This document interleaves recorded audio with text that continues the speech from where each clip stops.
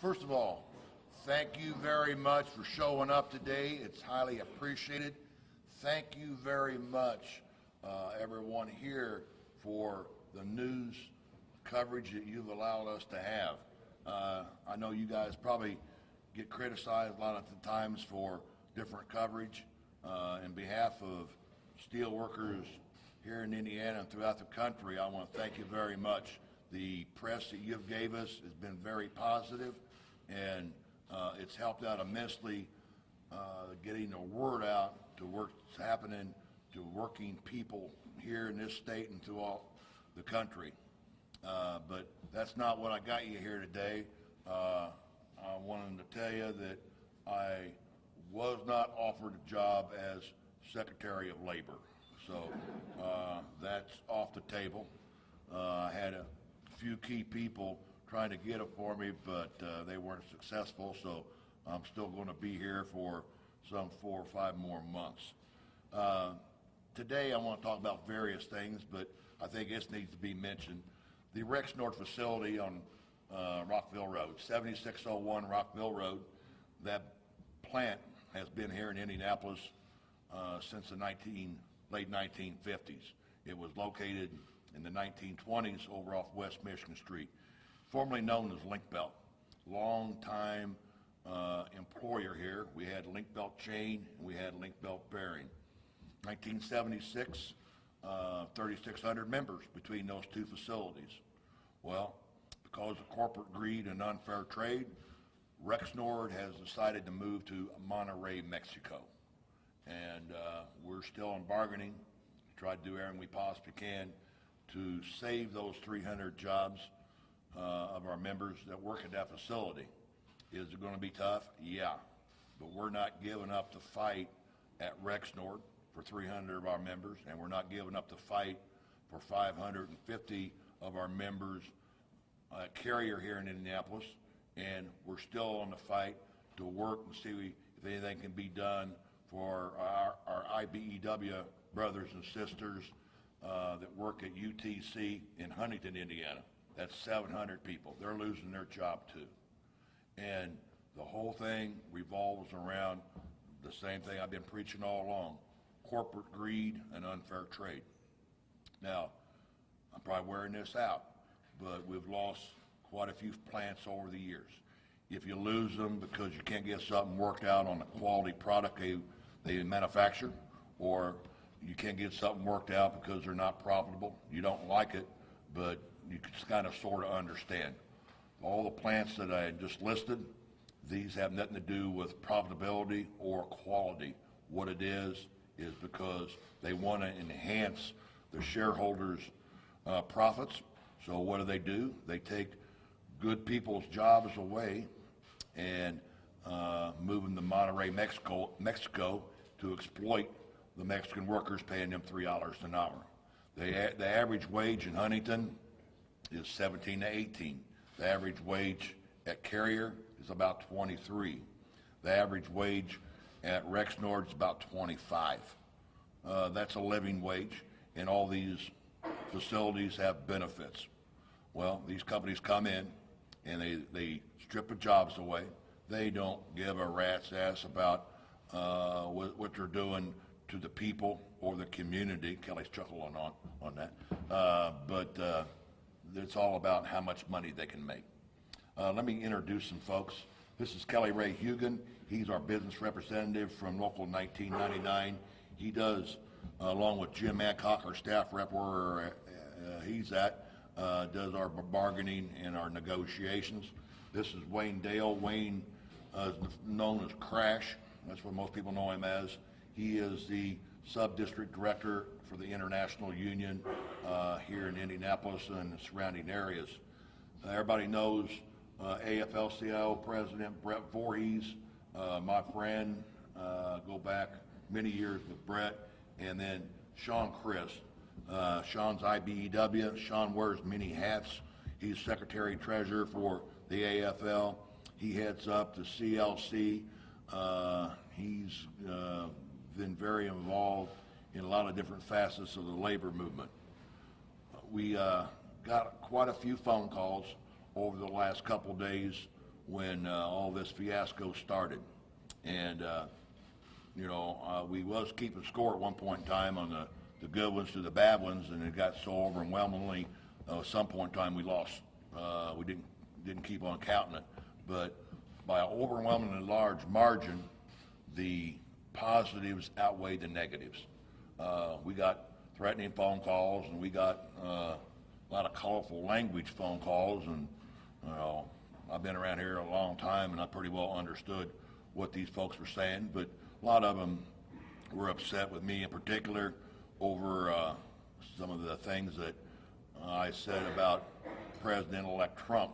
I want to give President-elect Trump credit. He got involved in the carrier situation and was able to negotiate with UTC to save 800 people's jobs.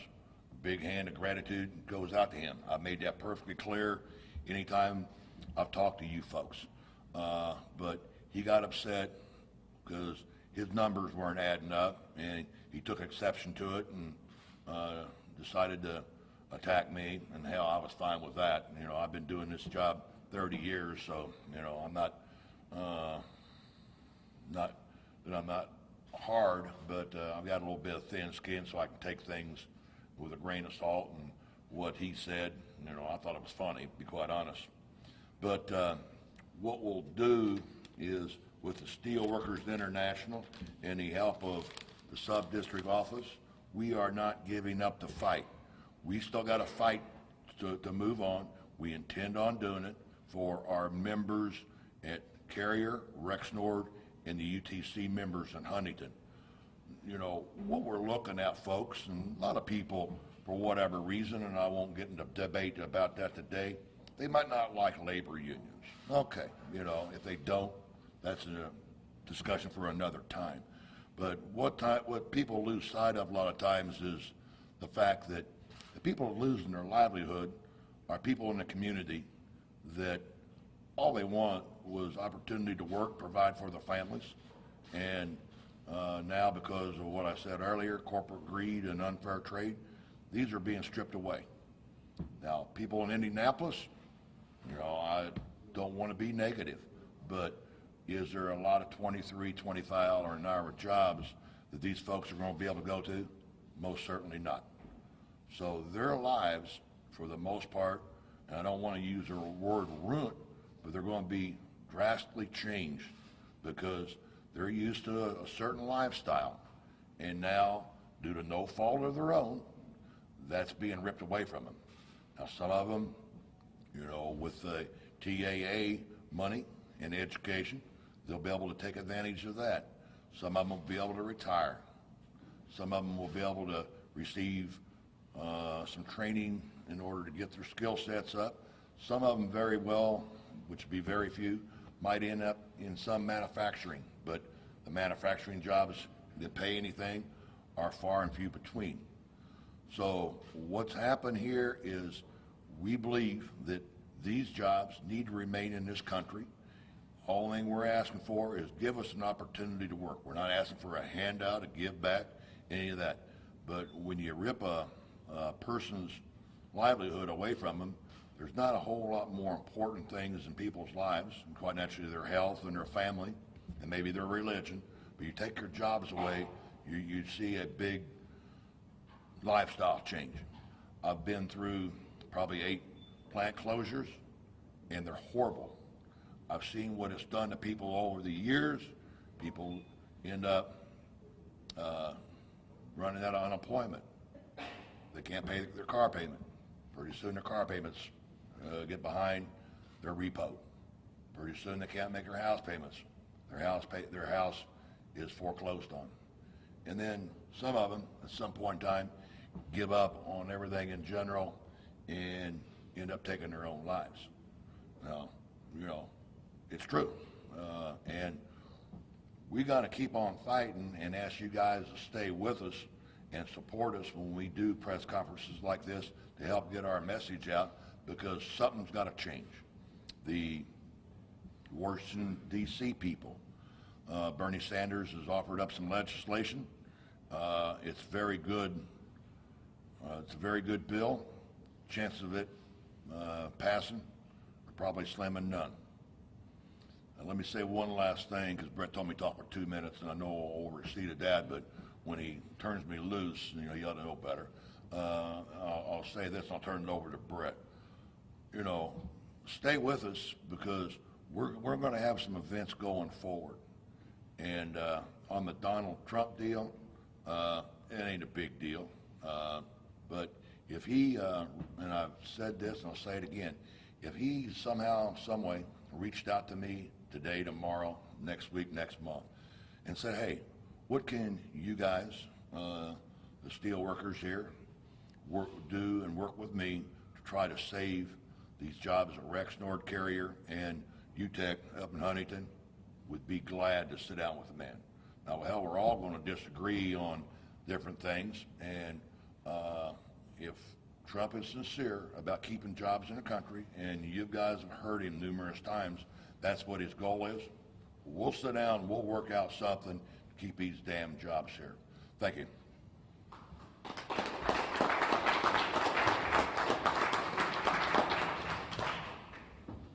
My name is Brett Voorhees, and as Chuck said, I'm president of the Indiana AFL-CIO. I'm also a 24-year member of Local 1999 here, and unfortunately, I should say fortunately, I came out of the Rexnord plant, which unfortunately is, as you all know, is being shut down. So I have a personal vendetta as well at stake in here, because Rexnord gave me my opportunity to grow to where I'm at today. You know, I would just like to say a few words about President-elect Trump, about what he has been talking about for the last year and a half. The last year and a half, he has been talking about saving jobs, keeping jobs in America. He's talking about no more. There's no more offshoring. You know, whether I have to put a 35% tariff on goods that come in the United States, whether I have to come up with legislation, whatever the case may be, he said he's going to keep jobs in America. And that's what we're trying to do. We want to hold his feet to the fire, and we want to keep jobs in America. As President Jones said, all these workers, and we've got a lot of workers out here from Rexnord today who are getting ready to lose their jobs to Monterrey, Mexico, and that's all we care about, is making sure that we keep their jobs here and we keep their livelihood. He made promises during the campaign. Even last night, for those of you who actually watched his rally in Iowa last night, President-elect Trump reiterated again that jobs are going to stay in America under his watch. So we welcome, like Chuck said, we welcome him to work with him. President Leo Gerard, the president of the Steelworkers International, had sent a letter to President-elect Trump a while back. Trump talked about how he would renegotiate NAFTA, he would renegotiate PNTR, all these bad trade deals. Well, we are reaching out to him. We will help him renegotiate these deals. We are ready to work with him.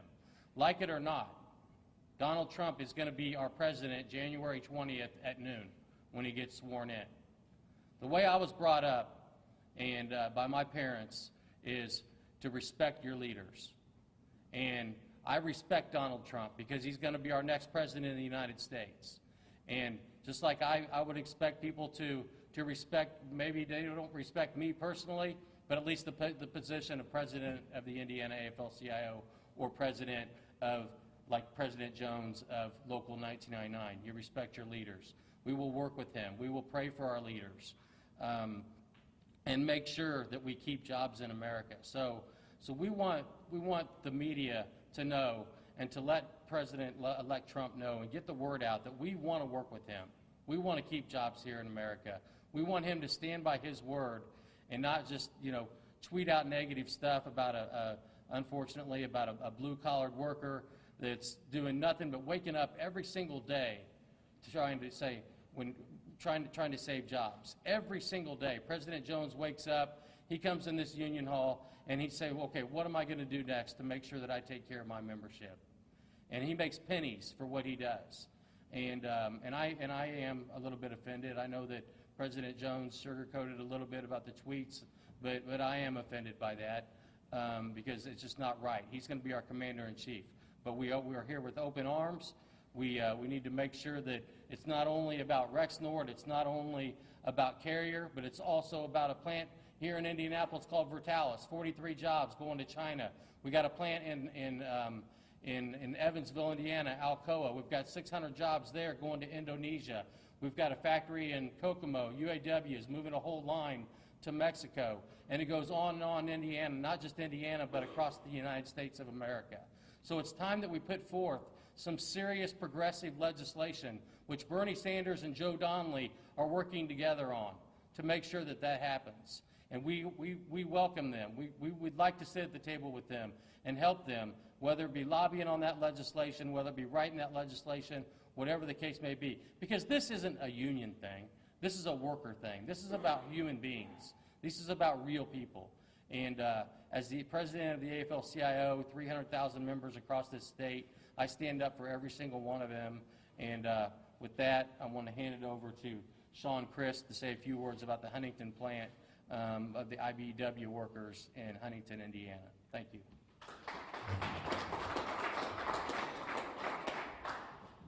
I just want to say a few things. I'm an IBEW member and Secretary-Treasurer for the state AFL-CIO, and it's kind of the forgotten plant. It's a carrier plant up in Huntington, Indiana. There are 700 workers there. They make between $17 and $18 an hour. And how devastating that is for a small community like Huntington. It's not like Indianapolis. So if you lose those jobs up in Huntington, a very small town up there, what does that do down the line to the local car dealership? What does it do to the local mom and pop restaurant? It's devastating for everybody. So, I mean, everybody should be on this fight with us. Because, you know, you can say, I don't work in a factory. It doesn't really affect me, but it does affect you. It affects everybody in the community when you lose those kind of jobs, decent paying jobs. These are not people that are making $200,000 a year. These are people making $17 to $18 an hour, which every once in a while buy a new car, which every once in a while buy a new TV, which every once in a while takes their family out to the mom and pop restaurant in town. That doesn't happen if those jobs go away. So that's basically what I want to bring to you. And another thing, too, is that, you know, we're talking about basically a third of those jobs are saved. If you count the 700 jobs in Huntington with the carrier facility up there, basically he saved a third of the jobs. I mean, he's touting it as that he's basically saved all the jobs, but it's actually only a third of the job if you count in the 700 people that hardworking men and women that work up in Huntington area. So that's really all I really wanted to say, and God bless the USA. Let's hope we can keep these jobs. I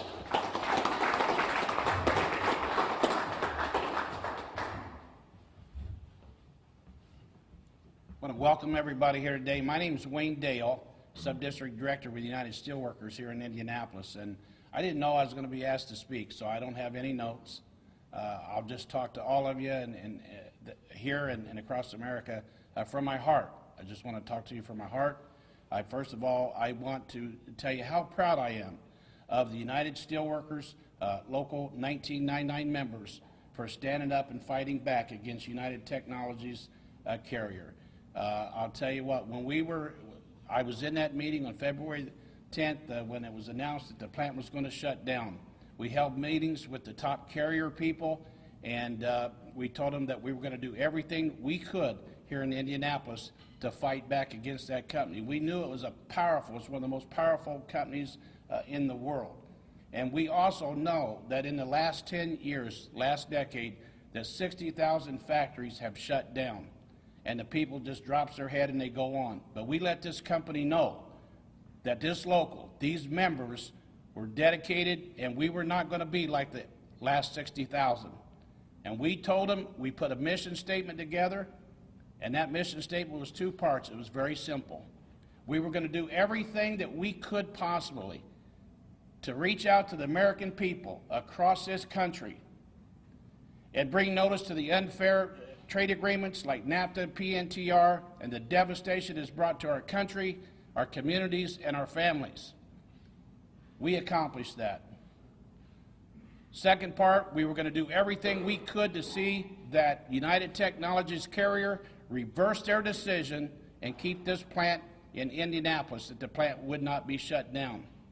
And I remember the day that was Jim Adcock for the Steelworkers, myself and Donnie Knox, the unit president, met with the fourth person in command. He was from Brussels. And I told him, point blank, we're not going to be like the other 60,000 plants. And I said, write this date down. I took my watch off. This was the same watch that I had, and write this time down. You will reverse your decision. And we told them what we were going to do. And we told them we couldn't beat them by ourselves, the United Steelworkers. But I told them who's going to beat you is going to be the American people. We're going to bring our fight to the presidential campaign. We're going to go across this country. Wherever you are, we're going to be. And we did that. We started out with rallies in front of the plant. We held a rally. God bless Bernie Sanders came in and marched. We marched, shut the streets down in Indianapolis, Indiana. We traveled as far as Huntington Beach, California, and hand-billed their major suppliers in a major conference. We hand-billed a 500-mile race. They would always bring in their security to try to escort us, to get us arrested, but we were there, we never give up, and we still hand-billed. We traveled, we attended their board of directors meeting. Our message was going across the country. And you've seen Bernie in the primaries. It's become an issue. Donald Trump yelled the loudest about Carrier. Every speech he had, he was talking about Carrier is not going to shut down if I'm elected. I'm not 50% sure, I'm not 75% sure, I'm 100% sure. That message was resonating with American people. And we knew that Carrier, they had been taking advantage of everybody, United Technologies. People don't know this, but you can fact check this if you want. Our federal government has given them billions of dollars. Billions of dollars in just tax credits. In 2015, our federal government gave United Technologies almost $7 billion in tax credits. As a matter of fact, it was $6,792,039,706.41. And on top of that, if that's not good enough, they gave them, our federal government gave them almost $6 billion for a federal contract to build the F-35s. But this company later in 2016 says they're so greedy, they wanted to make more. Well, we took that fight on, and I want to tell you, so proud of the steel workers, so proud of the members here. They stood up and fought back, and this plant's not shutting down. And I do want to say, like Chuck said, we want to give credit to Donald Trump where it's due. This plant is not shutting as a result of Donald Trump.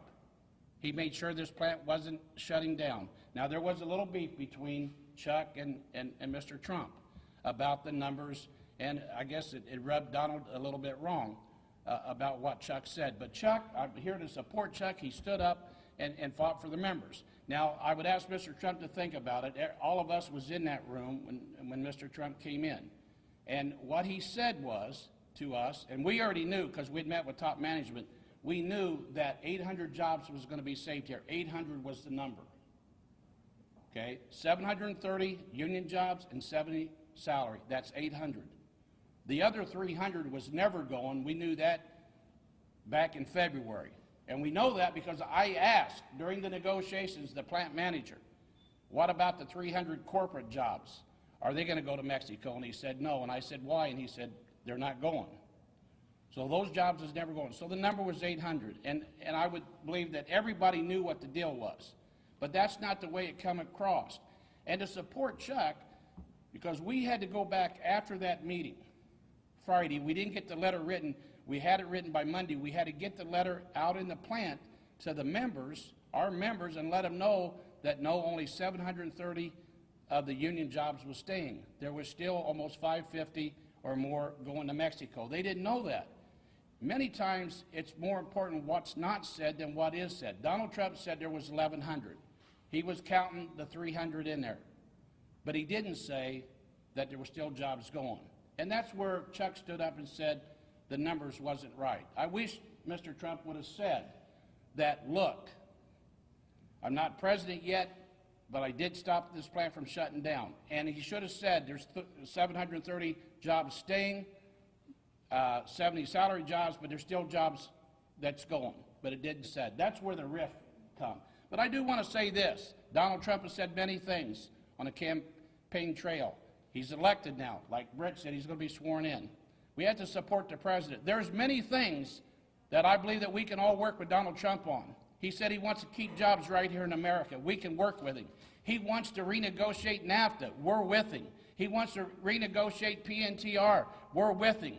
He says he wants to bring the drug costs down for all Americans. We're with him.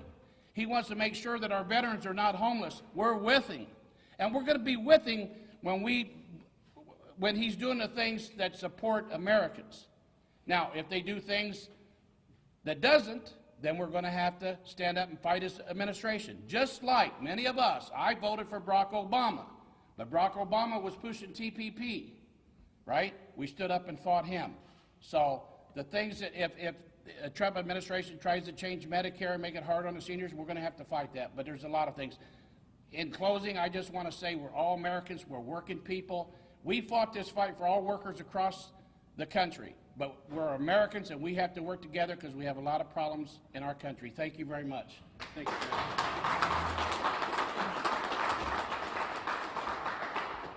At this point in time, we'll take some questions, but before it starts, let me tell you how the people at Rexnord operate.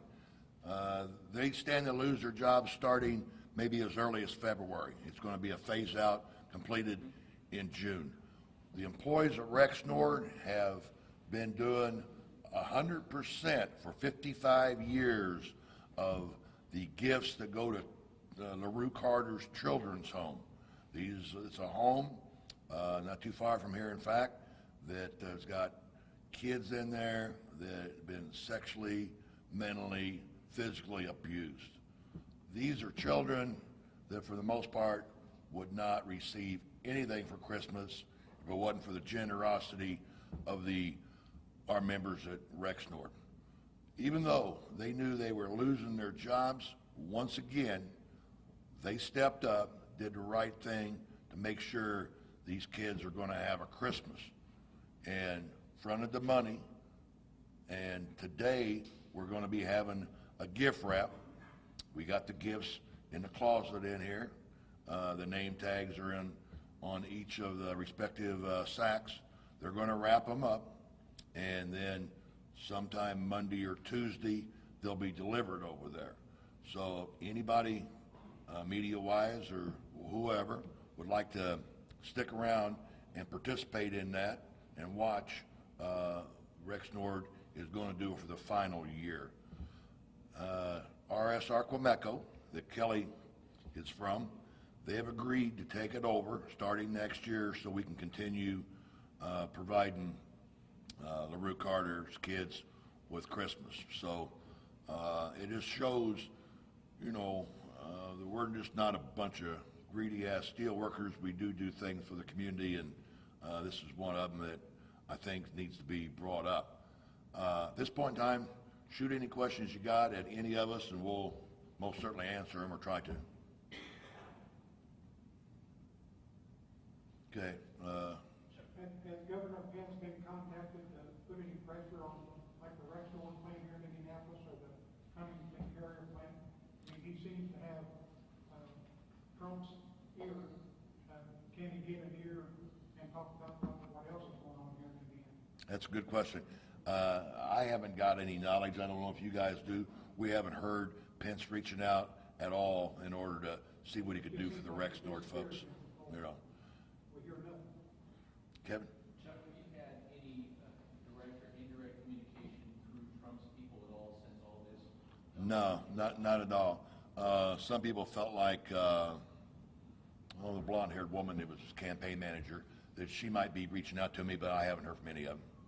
And I wouldn't have a problem talking to any of them about anything if the end result is trying to save jobs and keep these jobs there in this country.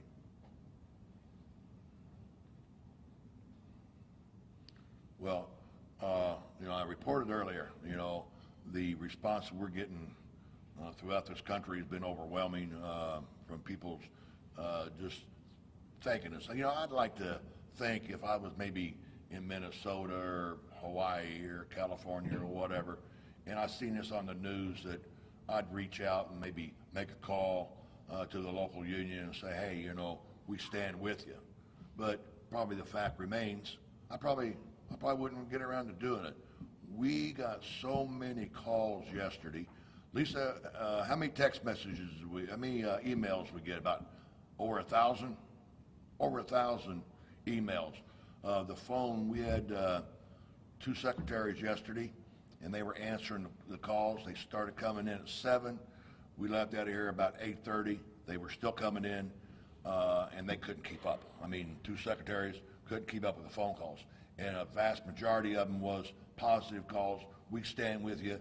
Don't let, Trump take these jobs out of the country, so forth, so on. Now, those who watched President-elect Trump's campaign speeches, you heard him say numerous times that he's going to keep these jobs in the country, and then he said it at Carrier, and he said it again last night. We are going to hold him accountable. He got a partial deal at Carrier, still got a lot of work to do. We want to keep these other 550 jobs. Rexnord, he said these companies aren't going to leave this country. Well, we agree wholeheartedly, and we expect these jobs to stay in this country. And we're going to do everything once again to help him accomplish what he's promised the American people, and hopefully we can get there. You want to close it up? You got a question? Yes, sir. One of the things that Trump did in the process of negotiating the thing was to offer more incentives, is my understanding, somewhere in the neighborhood of like $7 million Yeah. in incentives. The companies were offered incentives previous, and they were still going to make a move like that. So going to the carrot and the stick metaphor of things, the companies have been given the carrot, given the carrot, given the carrot. Do we think that it's more time for a stick now? Yeah. Let me, that's a very good point. I think most of you are pretty much up to speed on what transpired. When Carrier announced the complete closure of the plant, under their figures, it was $65 million a year savings. We went into bargaining with them, and we proposed, and this is their figures again, another a $23 million savings package to Carrier in order to keep our jobs here in Indianapolis. Their response was, well, we're saving $65 million, and your proposal totals $23 million. Really appreciate your offer. It's noble, but you can't get there. In order to achieve the $65 million, you'd have to work for $5 an hour, which is below minimum wage. You'd have to have, and that's all the employees. All the employees would have 0 benefits, no pension, no insurance, no health, no vacation, holidays, 0 benefits. And so consequently, we're moving to Monterrey, Mexico. Okay. Then when President-elect Trump gets involved, the taxpayers of Indiana are offering up $7 million over 10 years to a very profitable company and corporation. Now, they're losing 65. The company is going to achieve $65 million in savings per year by moving, and the state of Indiana offers up $7 million to stay here for part of the jobs. That's a hell of a difference there. Where I think the whole thing revolved around is UTC that owns Carrier. Their military contracts total in excess of $5 billion with a B. So if I'd have been Donald Trump, I'd have went to him and said, hey folks, you're saving $65 million here by moving the jobs to Monterrey, Mexico. I'm going to beef up the military, and you might be in jeopardy of losing some of your military contracts. You're not picking them up. And it probably changed the mindset if he did play that card, and he should have. They're not admitting it. They're probably a way their logic changed. Only thing these people understand, first of all, they don't care about communities. They don't care about people. They care about money. So you're talking $5 billion a year compared to $65 million. Pretty good difference. So he had some bargaining power there. But, it was a dog and pony show. I stand behind all the words that I said and all the things that's reported. The Washington Post, they reported some things, and they asked me, can we quote you on this? I said, oh, most certainly. And so I hit him pretty good on a couple of different comments, and I stand behind him. Bottom line is, the Indiana taxpayers are getting set with a bill to a company that was profitable for 650 people's jobs, or I'm sorry, 800 people's jobs. Appreciate it very much, but you know, why in the world should the taxpayers of Indiana be responsible for paying a company that's very profitable to stay in this country? There ought to be some rules, and under the Sanders legislation, that would address them. It was a phony operation, you know, on what was done on Carrier. They got out there at the press conference, and you guys saw how wonderful that UTC is, how wonderful Gregory Hayes is, the CEO. And I'm sitting there thinking, he's the same person that, you know, he's the same person that was going to move all these jobs to Monterrey, Mexico, here in Indianapolis and Huntington. And now since he talked to President-elect Trump and we're saving 800 jobs, he's wonderful. I mean, you know, I didn't really understand the logic. But anyway, that was some of the stuff that really rubbed me wrong when we all sat there and listened to him and Governor Pence talk. We are going to reach out once again to see what we can do and see if we can get the president-elect to sit down with us and see if we can save these jobs. So let me turn it over to Brett Voorhees. Again, we want to thank all of you for coming out today. And just one last statement. President Trump, Governor Pence, Governor-elect Holcomb, you know how to get a hold of us. We would love to work with you. And let's work together to really make America great again. And that's keeping jobs here in the U.S. Thank you all for coming out.